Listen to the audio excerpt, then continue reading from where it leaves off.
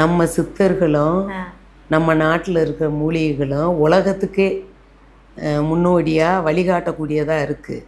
ஆனால் நம்ம வந்து அதை எல்லாத்தையும் விட்டுட்டு ஜப்பான்காரங்க சைனாக்காரங்கெல்லாம் மூலிகையவே அவங்க உணவாக பயன்படுத்துகிறாங்க. மூலிகை தான் முக்கால்வாசி அவங்களுக்கு உணவாகவே இருக்குது. வசாபின்னு சொல்லி ஒரு தாவரம் இருக்குது. அவங்க வந்து இந்த 2 நாட்டுக்காரங்களுமே அதிகமாக பயன்படுத்துகிறாங்க. அது வந்து எப்படின்னா எல்லா நோய்க்கும் மருந்து, ஏக மூலிகைன்னு சொல்லுவாங்க.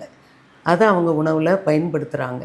ஆனால் நம்ம நாட்டிலையும் இருக்குது, நம்மக்கிட்டேயும் இருக்குது. ஆனால் அது தோற்பாக இருக்கும், அதை யாருமே பயன்படுத்துறதுக்கு விரும்புகிறதில்ல. அப்போ நம்மகிட்ட இருக்கிற பொக்கிஷத்தை நம்ம வந்து கவனமாக பாதுகாத்து பயன்படுத்தாதனால தான் நம்ம இவ்வளோ அவஸ்தைப்படுறோம்.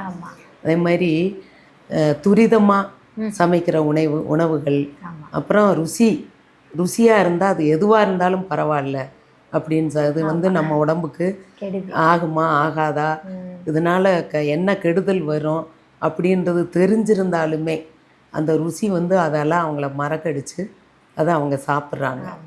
உணவு முறையில் கவனமாக இருக்கணும், நமக்கு ருசி முக்கியம் இல்லை அப்படின்னு நினைக்கிறவங்க நோய் வராமல் தவிர்த்துக்கலாம், நிம்மதியாக வாழலாம்.